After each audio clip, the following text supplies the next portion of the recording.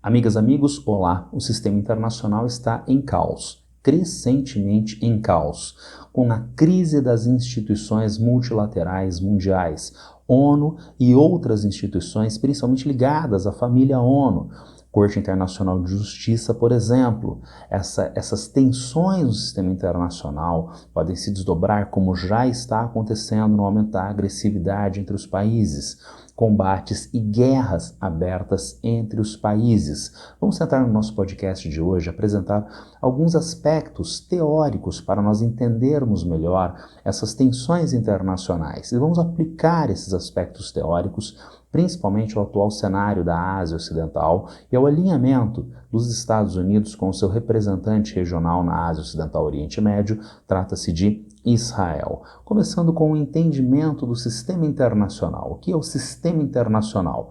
Nós poderíamos entender o sistema de estados, de países do cenário mundial como um conjunto de interações regulares e interdependentes entre unidades políticas, principalmente estados, não apenas, mas principalmente estados, que afetam o comportamento uns dos outros. Implica alguma forma no sistema internacional de organização, mesmo que seja sem um centro de poder, mesmo que seja de forma anárquica, há uma forma de organização que pode ser entendida a partir de diferentes tendências ou escolas de entendimento do sistema internacional.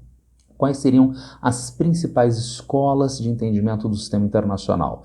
Entre outras, por exemplo, a marxista, a ecopolítica, a feminista, mas três se destacam como mais importantes, como predominantes formas de entendimento da relação entre os países no cenário mundial. O realismo, a forma mais antiga, também chamada de anárquica, realismo ou teoria anárquica, também chamada de teoria hobbesiana ou westphaliana.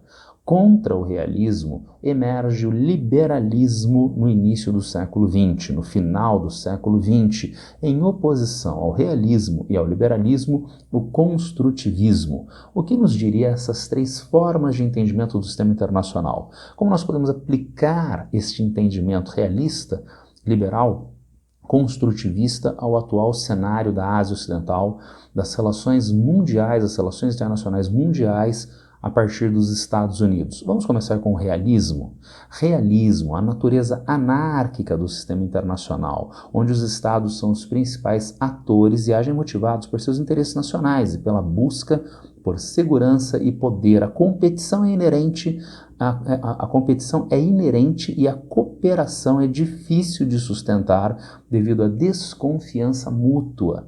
O que baliza então a relação entre os estados no cenário internacional? Eu sou um estado, você é outro estado. Você é para mim opaco, eu não entendo você. E diante deste não entendimento, eu tenho medo de uma agressão política, econômica, militar, territorial. O que eu faço para me proteger? Eu desenvolvo poder político, econômico, militar, para não ser constrangido por você, outro estado, mas, ao contrário, para, se eu precisar, eu poder constranger você, outro estado, o que nos leva ao entendimento da primazia da soberania. Lembrando que soberania é entendido no cenário internacional como juridicidade de última instância. Colocando de uma outra forma, quem manda no território nacional brasileiro é o Estado brasileiro, é a entidade legítima e eficiente de exercício de poder no território nacional brasileiro. Dentro do território nacional brasileiro não tem qualquer outra instituição que tenha mais poder do que o Estado brasileiro. E nenhuma instituição fora do território nacional tem poder legítimo e eficiente de regular os processos dentro do território brasileiro. Isto traduz a ideia de soberania no cenário internacional. A teoria realista trata da primazia da soberania e, portanto, ela é estatocêntrica. Ela olha principalmente para os estados no cenário internacional mundial. Eu disse há pouco que essa teoria também é chamada de teoria hobbesiana, porque ela se reporta ao estado de natureza do contratualismo hobbesiano. Vamos nos lembrar, antes da existência da sociedade, no entendimento de Hobbes, nós encontrávamos o estado de natureza, onde os homens eram equivalentes uns aos outros. mas os homens têm uma essencialidade má. Sem normas no estado de natureza, esses homens tinham medo uns dos outros, traduzido em agressividade de parte a parte, daí a ideia de guerra de todos contra todos. Isso vai ser superado no entendimento hobbesiano através de um contrato, não um contrato que se faz no meio da pradaria, a ideia de um contrato, através do qual se criaria a ideia de soberania, a figura do soberano, o rei, que tem agora poder de mando e regulação sobre as partes, poder soberano, que é traduzível no entendimento hobbesiano como o Leviatã, o monstro da tradição religiosa ocidental, que não teria par em força no mundo. É a tradição religiosa ocidental. Então, acima do Leviatã estaria Deus. Mas no mundo, nenhum outro poder seria maior do que o do Leviatã, nenhum poder seria maior do que o Estado, e daí a ideia hobbesiana de um contratualismo monárquico absolutista. Vamos trazer isso para o cenário internacional mundial? Ao invés de pessoas no estado de natureza, países no estado de natureza, que são mais ou menos equivalentes, e não há normas de regulação desses países que são entendidos como soberanos, e por extensão a ideia de medo como afeto circulante mais importante que leva os países à agressividade de parte a parte. Essa teoria é a teoria dominante nas relações internacionais, principalmente até o início do século XX, quando, depois da Grande Guerra, chamada por nós de Primeira Guerra Mundial, há uma primeira contestação da teoria realista, na teoria liberal. Cuidado, teoria liberal nas relações internacionais não é o liberalismo econômico de Smith ou de Ricardo, tá? É uma teoria distinta, tá? Chamada de liberalismo. E o que diz o liberalismo? Que a cooperação é possível e benéfica através de instituições internacionais, com a promoção da democracia, com o comércio e o direito internacional. Os interesses dos Estados, diz o liberalismo, podem convergir para uma interdependência mútua, que pode levar à paz e à prosperidade. Vejam as ideias. Eu sou agora um país, você é outro país.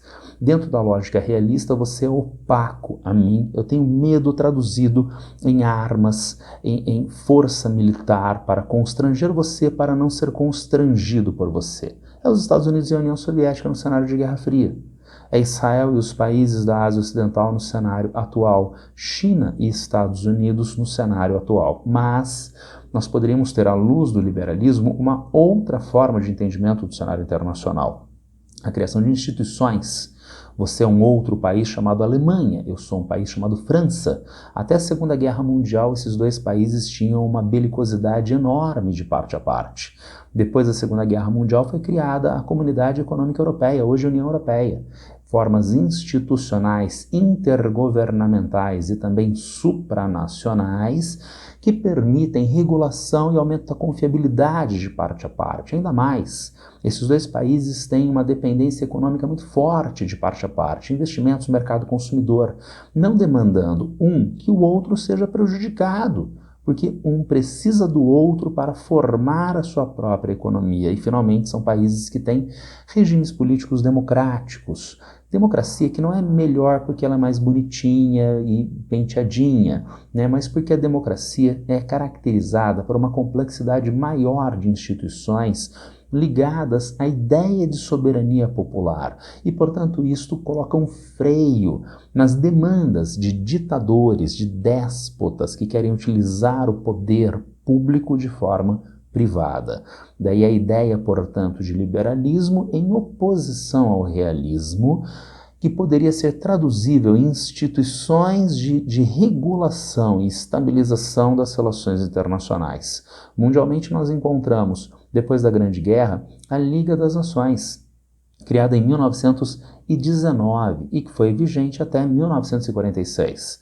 Mas o que a Liga das Nações não conseguiu impedir, criada que foi depois da Grande Guerra, ela não conseguiu impedir a Segunda Guerra Mundial. Depois da Segunda Guerra Mundial, em 1945, foi criada a Organização das Nações Unidas. Até hoje não houve uma Terceira Guerra Mundial. A ONU é uma instituição ainda relativamente eficiente para o cumprimento dessas normas do direito internacional. E, finalmente, nós temos uma terceira forma de entendimento do cenário internacional, que é o construtivismo. O construtivismo é uma alternativa ao entendimento tanto realista quanto liberal. Ele entende que não existe uma substância de poder estatal, assim como não tem uma realidade objetiva nas instituições e no próprio direito internacional. O que vale à luz do construtivismo é a maneira através da qual a sociedade constrói histórica e coletivamente o significado dessas instituições, o significado dessas leis internacionais, o significado das infraestruturas inerentes aos diferentes países, aos diferentes estados. Eu coloco para vocês um primeiro exemplo. O Muro de Berlim era uma manifestação de poder do bloco comunista em uma infraestrutura de separação de partes da cidade, de Berlim, a Berlim Oriental, de controle da República Democrática da Alemanha, Alemanha Oriental Comunista, da Berlim Ocidental, que era uma parte da cidade sob controle da Alemanha Ocidental, a República Federal da Alemanha, a Alemanha Capitalista Ocidental. E o Muro de Berlim contribuiu para ceifar vidas de pessoas que transitavam de parte a parte. Mas o que aconteceu em 1989? Dentro da dilapidação do bloco socialista, as pessoas simplesmente, em um belo dia, começaram a transitar da parte ocidental para a parte oriental, e sem a oposição dos militares. Vendo isso, uma pessoa pegou uma marreta e começou a marretar o muro. Vendo isso, um empreiteiro pegou seus equipamentos de demolição e começaram a demolir o muro. Então o muro tinha um significado que é construído no contexto de Guerra Fria. Na crise da Guerra Fria, esse significado se perde e o Muro de Berlim também se perde. Nós podemos trazer isto para o cenário da Ásia Ocidental, do cenário internacional mundial da atualidade. Eu tenho aqui para vocês uma pesquisa do Pew Research, que é feita periodicamente, tá? E ela foi apresentada agora recentemente, no dia 3 de junho. A manchete da instituição Pew Research em relação a essa pesquisa diz: a maioria das pessoas em 24 países pesquisados tem opiniões negativas sobre Israel e Netanyahu. Ah, que grande novidade, não é? Nós temos países como a Turquia, onde 93% das pessoas têm opiniões mais ou menos negativas acerca de Israel. Países como a Indonésia, 80% das pessoas. Países como a Espanha, 75% das pessoas. No Brasil, 58% das pessoas têm opiniões negativas acerca de Israel. E por quê? Por todos os episódios recentes de Israel em Gaza, em desrespeito aos direitos humanos, em exercício de crime de guerra, crime contra a humanidade, potencialmente crime de genocídio. Tudo isso amplamente veiculado pelos meios de imprensa, dilapidando a imagem de Israel. Isso é muito importante à luz do construtivismo. Israel sempre opta por um excepcionalismo israelense-judaico. Judeus que têm um histórico objetivo e real de perseguição ao longo da história do mundo ocidental. Judeus que foram perseguidos objetivamente e intensamente na Segunda Guerra Mundial na Alemanha nazista. 6 milhões de mortos. Israel instrumentaliza historicamente isto para viabilizar um excepcionalismo. Um exemplo, Eichmann. Eichmann, uma liderança da Alemanha nazista, refugiado sem o conhecimento da Argentina em Buenos Aires. Mas o Mossad, o Serviço Secreto de Israel, ficou sabendo disto e sequestrou Eichmann em território argentino. Ele foi levado para Israel, onde foi processado e foi condenado à morte por enforcamento. De alguma forma, o direito internacional possibilita que agentes secretos de um país invadam outro país e sequestrem uma pessoa em seu território? É claro que não.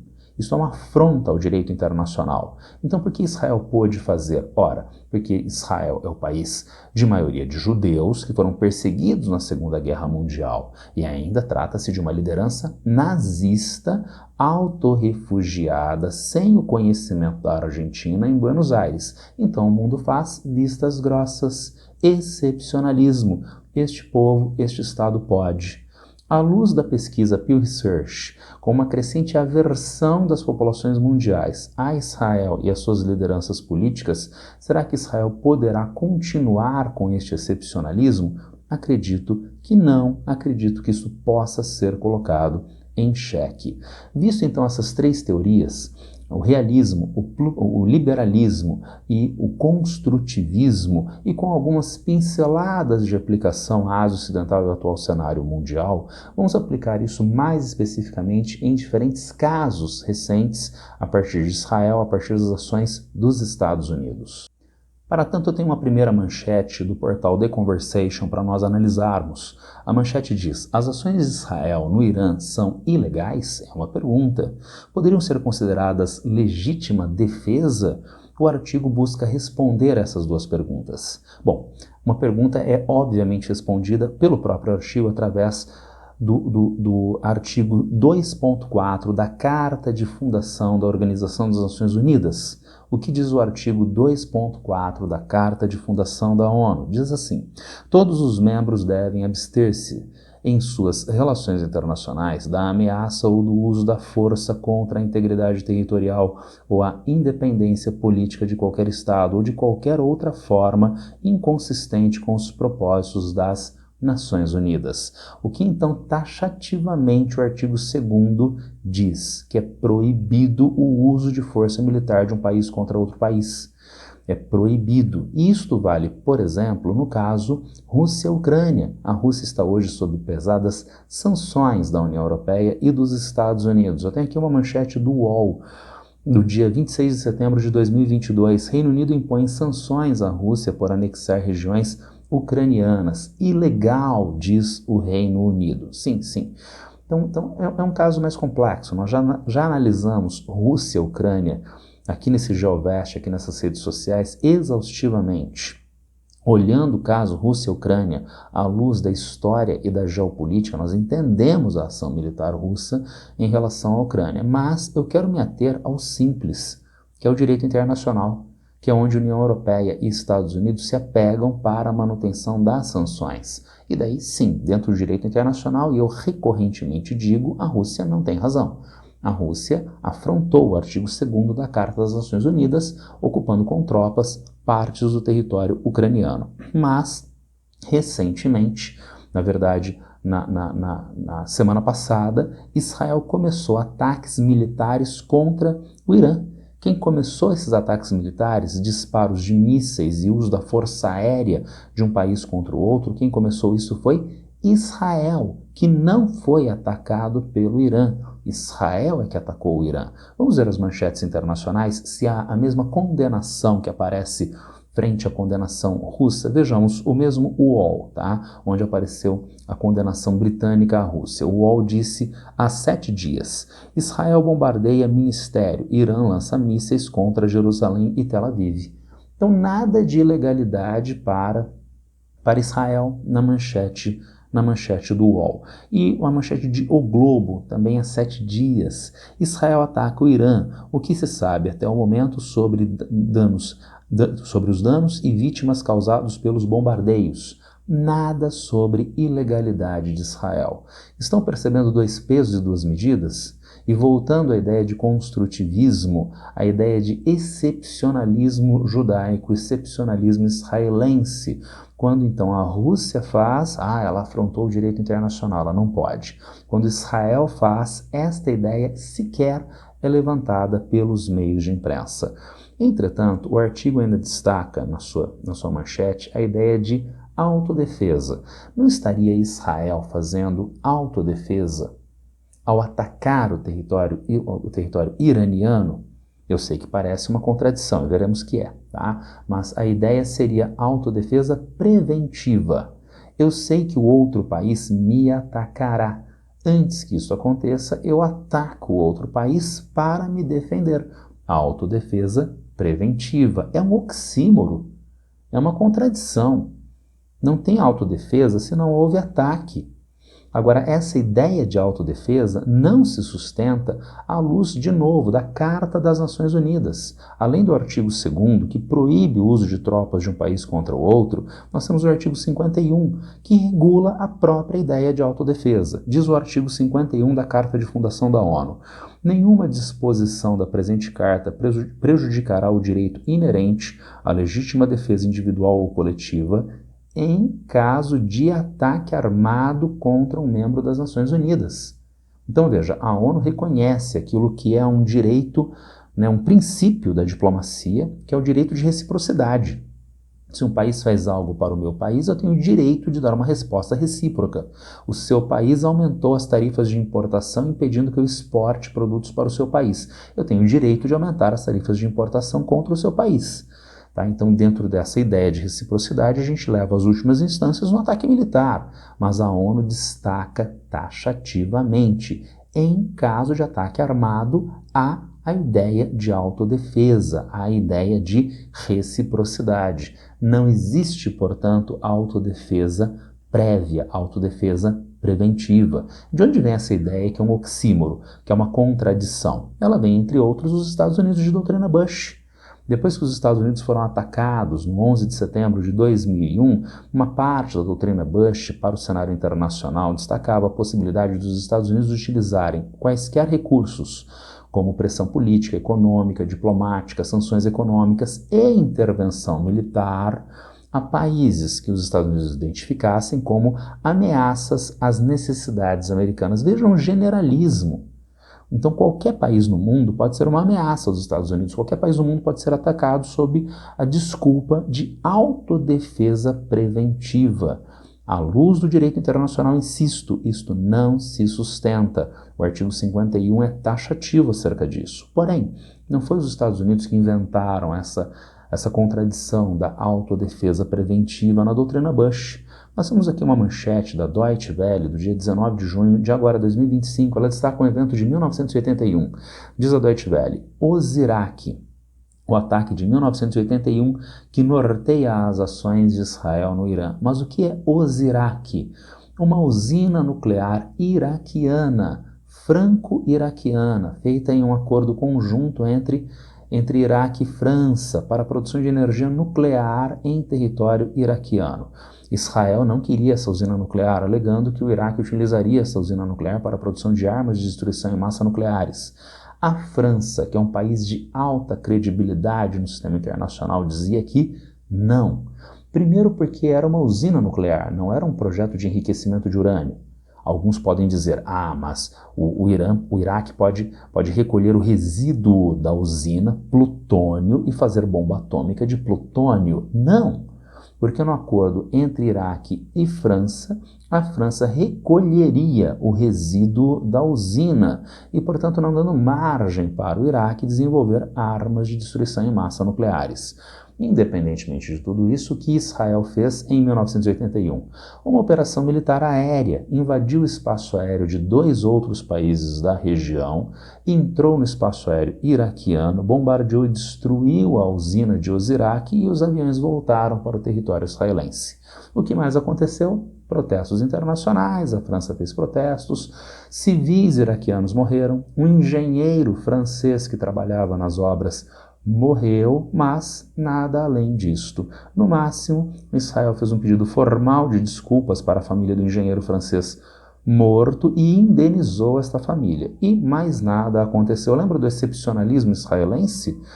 Na época ele ainda era forte. Nada mais aconteceu para Israel. Nós temos, entretanto, um episódio agora bem mais recente. Essa apresentação eu preparei até sábado à tarde. Agora, no sábado à noite, aconteceu o ataque americano ao território do Irã.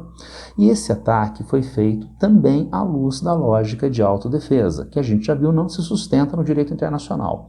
Mas esse ataque, o ataque americano ao território iraniano, de agora, dia 21, de 21 para 22, esse ataque envolve também problemas no direito dos Estados Unidos. A declaração de guerra dos Estados Unidos ou qualquer outro país demanda a aprovação do Congresso do país. Será que houve aprovação do Congresso dos Estados Unidos para este ataque americano ao território do Irã? Não, não houve. E há meios de imprensa destacando que isso é, portanto, uma afronta à própria legislação doméstica dos Estados Unidos. Os meios de imprensa que estão levantando isso são, no mínimo, tolinhos ou mal intencionados, né? Por quê? Porque existe desde 2001, criado também por George W. Bush, a autorização para uso de força militar. É uma prerrogativa do Poder Executivo, aprovada como lei no Congresso americano, de o governo dos Estados Unidos, o Poder Executivo, atacar outros territórios fora, portanto, dos Estados Unidos com as suas forças militares, sem autorização do Congresso. E por quê? Por motivo de segurança dos Estados Unidos. Será que é por motivo de segurança dos Estados Unidos atacar o Irã? Não me parece sustentável. Porém, a partir da autorização para o uso da força, essa lei aprovada no Congresso em 2001, tanto George W. Bush como os demais presidentes passaram a utilizar abusivamente esse dispositivo como recurso de ataques militares americanos a outros países. Entre outros, por exemplo, o democrata Barack Obama, que à luz desta legislação atacou o Iêmen, a Somália, o Paquistão e a Líbia. Todos eles nos anos 2010, né? E não aconteceu qualquer perturbação jurídica para Barack Obama, segundo a lei, segundo o Poder Judiciário dos Estados Unidos. Então isso não é um caminho, tá? Então, os Estados Unidos atacaram o Irã, não houve aprovação do Congresso e há sim a autorização para o uso da força que vários presidentes já utilizaram e agora o presidente Trump também utilizou. Avançando no nosso debate acerca dos problemas no direito internacional, nas instituições multilaterais, nós temos da The Conversation uma outra manchete interessante para nós analisarmos. Diz a The Conversation como o conflito entre Israel e Irã pode comprometer o Tratado Internacional de Não Proliferação de Armas Nucleares. Existe um tratado, o Tratado de Não Proliferação de Armas Nucleares. Esse tratado foi criado em 1968 e entrou em vigor em 1970. Este tratado está sob a égide da Agência Internacional de Energia Atômica, que é um braço da Organização das Nações Unidas, faz parte do sistema ONU. O Tratado de Não Proliferação pressupõe que os países detentores de armas nucleares devem se esforçar para desmantelarem os seus arsenais, essas armas tão prejudiciais à manutenção da humanidade. Mas a parte mais importante, eficiente do Tratado de Não Proliferação é a sua própria denominação. Os países que não têm armas nucleares devem aderir ao tratado, devem estabelecer protocolos com a Agência Internacional de Energia Atômica, com as quais a agência fiscalize as instalações nucleares do país e ateste à comunidade internacional que o país não está desenvolvendo armas de destruição em massa nucleares. O Brasil tem enriquecimento de urânio, quase todas as etapas em escala industrial, e tem 2 usinas nucleares em funcionamento. O Brasil é signatário, é Estado parte do Tratado de Não Proliferação de Armas Nucleares, e a Agência Internacional de Energia Atômica faz fiscalização nas nossas instalações e atesta para a comunidade internacional que tem fins pacíficos. O Irã também é membro do Tratado de Não Proliferação de Armas Nucleares. Sabe quem não é membro do Tratado de Não Proliferação de Armas Nucleares? Israel. O Brasil é. O Irã também é. Israel acusa o Irã de desenvolver ilegalmente armas de destruição em massa nucleares, mas, estranhamente, Israel não é do Tratado de Não Proliferação de Armas Nucleares. A Agência Internacional de Energia Atômica não faz fiscalização nas instalações nucleares israelenses que, reconhecidamente na comunidade internacional, apesar do não reconhecimento do governo israelense, Israel tem pelo menos 90 ogivas nucleares. Nós já temos, portanto, um primeiro cenário de 2 pesos e 2 medidas. Mas, dadas essas pressões reais diferenciais sobre o Irã, foi acordado em 2015 o Plano de Ação Global Conjunto. O Plano de Ação Global Conjunto envolve alguns agentes do direito internacional. O P5, os 5 membros permanentes do Conselho de Segurança da ONU, a Rússia, a China, a França, o Reino Unido e os Estados Unidos. Além desses 5 países, incluindo os Estados Unidos, nós temos também a Alemanha, a União Europeia, que é membro individual do Plano de Ação Conjunto, e, obviamente, o Irã. É um acordo estabelecido entre todos esses entes internacionais para a fiscalização do programa nuclear iraniano e o atestado à comunidade internacional de que ele não está sendo utilizado para a produção de armas de destruição em massa nucleares. De novo, acordos, normas estabelecidas entre os países que diminuem as tensões entre os países. Entretanto, em governo Trump I, em 2018, os Estados Unidos resolveram unilateralmente se retirarem do acordo. Eles simplesmente saíram do acordo, mas Biden, logo depois, não retomou o acordo com o Irã, havendo então uma pressão americana e israelense na comunidade internacional contra o Irã. E, insisto, a retirada americana em 2018 foi unilateral e sem justificativa. Vamos avançar para 2025? Em 2025, o governo Trump estava negociando um novo acordo nuclear com o Irã, agora em 2025, e estava agendado para o dia 15 de junho, 15 deste mês de junho, uma reunião entre autoridades iranianas e americanas em Omã para discutir o programa nuclear. Mas o que aconteceu no dia 13 de junho, 2 dias antes? O aliado americano na Ásia Ocidental, Israel, fez um ataque ao território iraniano. Então, notem as camadas. A gente já viu que este ataque não é sustentável no direito internacional, afrontou os artigos 2 e 51 da Carta das Nações Unidas. Mas agora a gente vê mais uma camada. Eu estou negociando com você algo que nós demandamos conjuntamente, um objetivo terceiro que nós demandamos conjuntamente. De repente eu vejo que você rompe as negociações e obtém isto me prejudicando. Agora, de que maneira eu vou lhe dar crédito novamente em outras negociações? Estados Unidos e o principal aliado de Israel no cenário mundial, Irã e o principal aliado de Israel no cenário mundial, os Estados Unidos, estavam em negociações sobre o programa nuclear iraniano. De repente, o aliado americano Israel faz um ataque ao território iraniano e às instalações nucleares do Irã.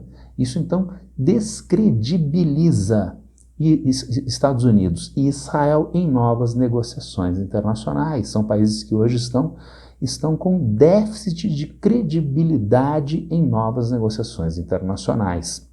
Às vezes a gente coloca mais elementos. Porque o mundo, quer os Estados Unidos queira ou não, é multipolar. Os Estados Unidos não é a única potência mundial. Rússia e China são também potências mundiais, que agora olham para Estados Unidos e pensam, é um país de baixa confiabilidade. Eu não vou confiar nos Estados Unidos em acordos internacionais, porque eles rompem esses acordos, porque eles instrumentalizam esses acordos. Se as tensões entre os países não são resolvidas através de negociações, são resolvidas de que maneira? Através do uso da força, em um mundo que tende a ficar, consequentemente, mais perigoso. Vamos a mais um artigo da The Conversation. A The Conversation nos trouxe um artigo com a manchete Israel, Irã e Estados Unidos, porque 2025 é um ponto de virada para a ordem internacional. Qual ordem internacional? Não a atual, composta a partir do fim da União Soviética, mas a ordem mundial lá do pós-guerra.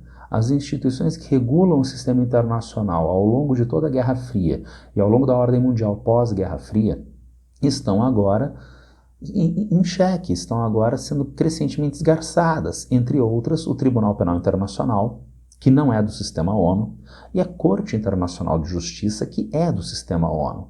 As duas cortes, os dois tribunais ficam em Haia, na Holanda. O Tribunal Penal Internacional, que não é do sistema ONU, julga pessoas em crimes comuns, crime contra a humanidade, etc., mas que a pessoa efetivou. A Corte Internacional de Justiça é do sistema ONU. A Corte Internacional de Justiça é estatocêntrica, ela não julga pessoas, ela julga países. Países como Israel, que recorrentemente afrontam direitos humanos em evidentes crimes contra a humanidade, crimes de guerra em Gaza. O crime de genocídio parece também evidente, mas o crime de genocídio precisa ser definido com um grau maior de detalhamento. mas crime de guerra, crime contra a humanidade é patente que Israel já cometeu. E a Corte exige que Israel não continue com essas ações que são criminosas no direito internacional. Israel, entretanto, desrespeita. Mas o Tribunal Penal Internacional emitiu uma ordem de prisão contra o primeiro-ministro de Israel, Benjamin Netanyahu, por crime contra a humanidade, crime de guerra. E, portanto, em qualquer país do mundo onde ele venha fazer uma visita e seja do TPI, do Tribunal Penal Internacional, Israel não é signatário, este país deveria exercer a prisão de Benjamin Netanyahu. Benjamin Netanyahu já visitou países da Europa Oriental, do TPI, que se reservaram o direito de não prender o primeiro-ministro de Israel. Mais ainda, o primeiro-ministro recém-eleito da Alemanha já disse: se Benjamin Netanyahu quiser visitar a Alemanha, ele não será preso, sendo que a Alemanha é também do TPI. Então, o que acontece com essas instituições que são da família ONU, a Corte Internacional de Justiça, ou como o TPI, que não é da ONU, mas é uma importante instituição regulatória no cenário mundial, estão sendo colocadas de lado. Lembra do construtivismo, o significado das instituições, o significado do Muro de Berlim? Qual é o significado dessas instituições se elas não conseguem cumprir o seu papel? Elas não servem para nada. E é mais um passo no sentido de dilapidação da lei, do direito internacional e das instituições internacionais. Voltando ao artigo da The Conversation, ao título do artigo, né? Uma viragem na ordem mundial que se estabeleceu depois da Segunda Guerra Mundial. Uma virada perigosa. Como eu disse há pouco, há outras potências mundiais que estão vendo que o direito internacional está sendo colocado de lado, que as instituições internacionais estão sendo colocadas de lado. Rússia e China não vão ficar paradas, em especial no recente episódio no Irã. Eu tirei aqui para vocês uma reportagem, uma manchete de reportagem do Russia Today, que é um meio de imprensa estatal russo. Tá? Não é estatal propriamente, né? É uma entidade autônoma que faz a gestão do Russia Today, mas é financiada pelo governo russo. Tá? Então, em última instância, é a visão russa da realidade. É um artigo de opinião, tá? Mas o artigo diz: se o Irã cair, todos nós perderemos. E ainda vem uma afirmação, porque os aliados de Teherã veem esta guerra como civilizacional. A ideia de guerra civilizacional está ligada ao recente alinhamento entre China, Irã e Rússia. Alinhamento China, Irã e Rússia. Esses três países são países de grande extensão da Ásia Oriental, Ásia Central Ocidental e Eurasiático, no caso da Rússia, que compõe uma extensa área da chamada Heartland, do coração da Terra, segundo a ideia de Mackinder, né, um geopolítico dos Estados Unidos do início do século XX. Mackinder, em relação ao coração da Terra, dizia o seguinte: quem controla a Europa Oriental domina a Terra Central. Quem controla a Terra Central domina a Ilha Mundial. E quem controla a Ilha Mundial domina o mundo. A ideia de domínio da Heartland, do coração da Terra, que facilita a dominação de outras regiões do planeta. Mackinder está averiguando o desenvolvimento de uma nova tecnologia de transporte e comunicações do início do século XX, telégrafo e principalmente o transporte ferroviário. Até então nós tínhamos um desenvolvimento já bastante acentuado do transporte aquaviário marítimo intercontinental, mas agora extensas áreas continentais podem ser interligadas, inclusive no maior continente, Ásia, ou mais ainda, Eurasiático.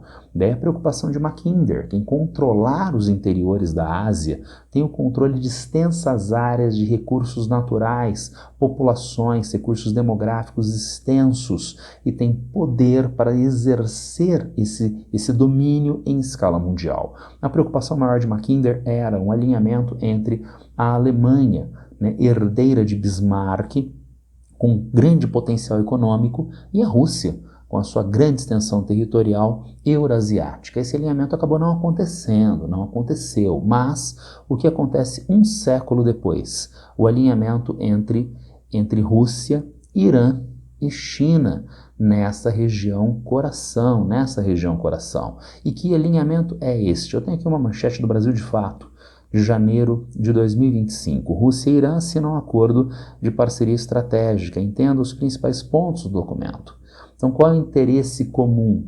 Repasse de tecnologia científica militar russa, iraniana e vice-versa.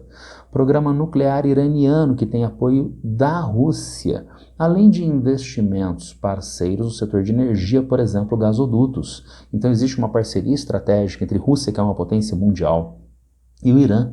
Também existe uma parceria entre China e Irã. Tenho aqui para vocês uma manchete do Instituto Humanitas Unicinos, de 2020, junho de 2020. Irã e China turbinam novas rotas da seda.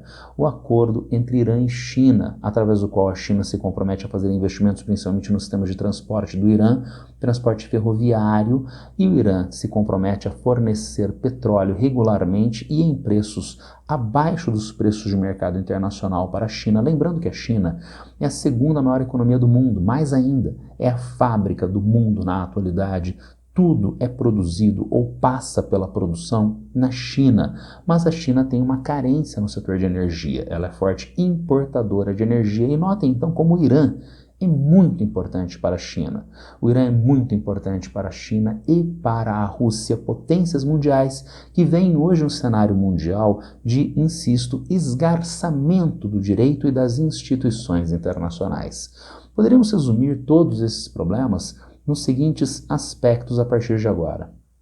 Eu tenho aqui uma manchete do Opera Mundi de 21 de junho, do dia de ontem, né? Essa apresentação estava pronta sábado à tarde, dia 21 à tarde, mas os Estados Unidos fizeram a gentileza de atacar o território iraniano. À noite eu tive que introduzir esses elementos. E diz então o Opera Mundi: Trump anuncia ataque contra 3 instalações nucleares do Irã. Já vimos então que este ataque rompe os artigos 2 e 51 da Carta das Nações Unidas.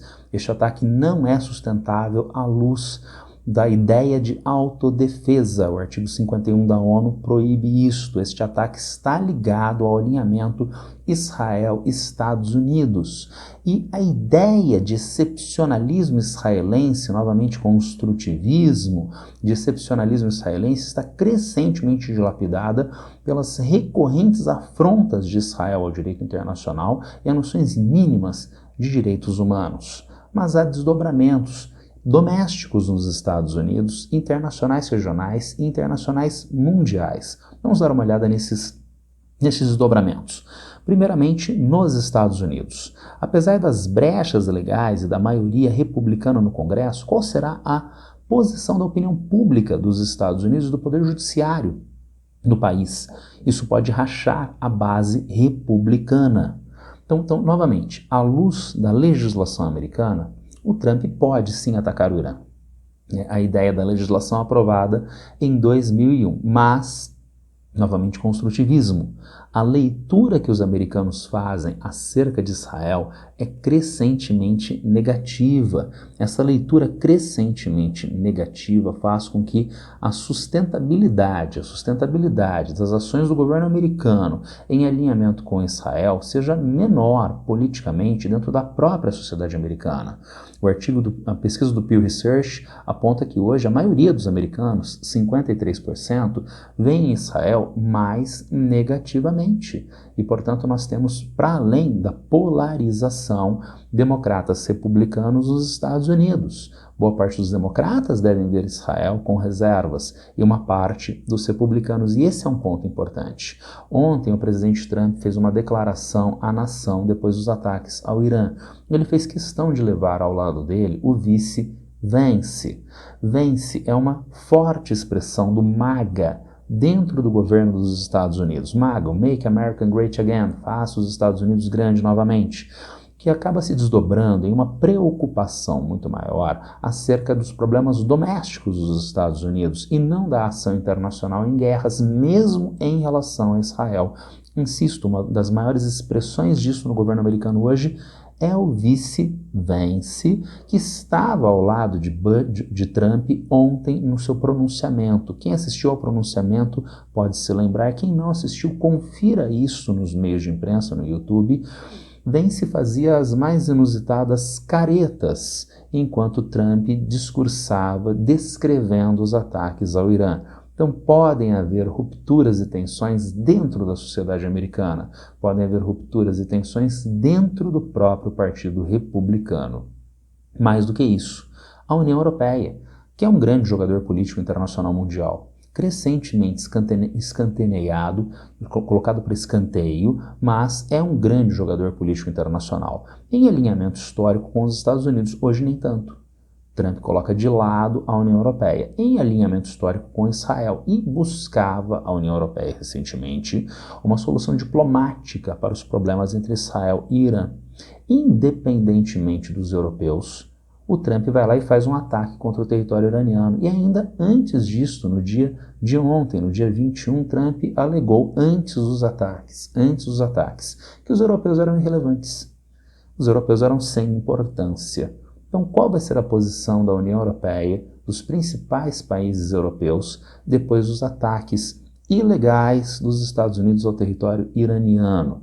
Claro que tudo isso tem que ser mediado, né, pelo lobby sionista, por exemplo, a AIPAC, o lobby judaico no Congresso dos Estados Unidos, que também tem força, lobby judaico, nos principais países europeus. Mas a posição da União Europeia, a posição de França, a Alemanha, são posições importantes para nós averiguarmos a partir de agora. Ainda mais a posição dos países e das populações na própria região da Ásia Ocidental. Como eles vão reagir às populações muçulmanas dos demais países da região e os governos destes países. Vamos estabelecer uma distinção. Há governos que são avessos ao Irã na região, todos são de maioria de população muçulmana, Jordânia, Arábia Saudita, Irã, mas o governo jordaniano é um histórico capacho dos Estados Unidos e de Israel. O governo saudita é um governo alinhado com as necessidades dos Estados Unidos, ambos avessos ao governo iraniano. Sabe quem não tem essa aversão?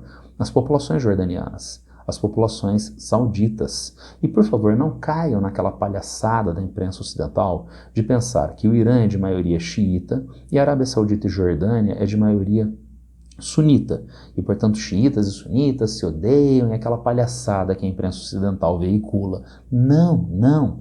O Irã é de maioria xiita e fora o Irã, só o Iraque tem maioria de população xiita, lembrando que o Iraque tem um governo extremamente fraco e fantoche dos Estados Unidos desde a queda de Saddam Hussein. Mas, vejam, o partido político Hezbollah do Líbano é de orientação fundamentalista religiosa muçulmana xiita, como o Irã. Mas o Irã também tem alinhamento com o Hamas da Palestina. Hamas, que é um desdobramento na Palestina da Irmandade Muçulmana do Egito. Irmandade Muçulmana e Hamas, que tem orientação fundamentalista muçulmana sunita. Então nós encontramos o Irã dando apoio ao Hezbollah xiita e ao Hamas sunita. A ideia de que sunitas e xiitas não dialogam, isso só existe na cabeça de jornalistas do mundo ocidental, não corresponde à realidade. E daí eu insisto, tem o governo jordaniano que é capacho dos Estados Unidos, mas ele pode ter que enfrentar descontentamento da sua própria sociedade diante da sua ação de política externa, a mesma coisa em outros países da região. Finalmente, mais uma última coisa, as instituições internacionais estão crescentemente esgarçadas, mas é muito importante nós acompanharmos essas instituições na atualidade. A Agência Internacional de Energia Atômica, a Corte Internacional de Justiça, o Conselho de Segurança da Organização das Nações Unidas. É muito importante averiguar todas essas instituições.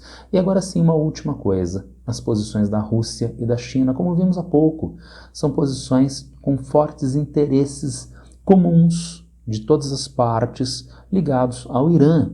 E, portanto, essas potências mundiais não assistirão à dilapidação do Irã e, por extensão, uma alternância de regime, né, alegremente, passivamente, mudança de regime. Netanyahu já declarou que os ataques ao Irã diziam respeito, entre outros, à potencialidade de um enfraquecimento do governo do Irã e, a partir da própria sociedade iraniana, os iranianos derrubarem o seu governo. Algo que aconteceu, por exemplo, recentemente na Síria. Agora, vejam bem, só aconteceu a derrubada de Bashar al-Assad na Síria 11 anos depois do início da dita Primavera Árabe, das revoltas contra o governo da Síria, entre outros.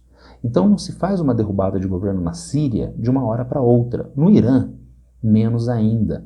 Essa derrubada de governo seria ainda mais difícil com o apoio da Rússia e da China, que não vão querer que o seu aliado, com os quais há acordos estratégicos, seja derrubado. Agora vamos imaginar que dê certo. Vamos imaginar que haja uma derrubada do governo atual iraniano, como aconteceu, por exemplo, a derrubada do governo iraquiano de Saddam Hussein. É só nós lembrarmos disso. O Iraque mergulhou em guerra civil, no qual o país está imerso ainda na atualidade, só que de forma mais localizada e com menor intensidade. Mas já houve extensas regiões do Iraque dominadas, por exemplo, pelo Estado Islâmico, tá? Que é um braço da Al-Qaeda, é um filho da Al-Qaeda na Ásia Ocidental. O Irã, no caso, seria um local bem-vindo para o desenvolvimento desse extremismo islâmico militar terrorista, mas ainda o Irã faz fronteira com o Afeganistão, onde nós temos células do Talibã nas áreas interiores, células da Al-Qaeda nas áreas interiores, do Estado Islâmico nas áreas interiores. O Talibã exerce governo, mas a gente tem uma série de facções do Talibã que tem poder à parte dentro do território afegão. Esses poderes que manifestam uma subversão do poder estatal afegão, que são lidos usualmente como terrorismo no cenário internacional, não se manifestam no Irã hoje, que tem um governo forte e controla o seu território, como acontecia com o Iraque de Saddam Hussein.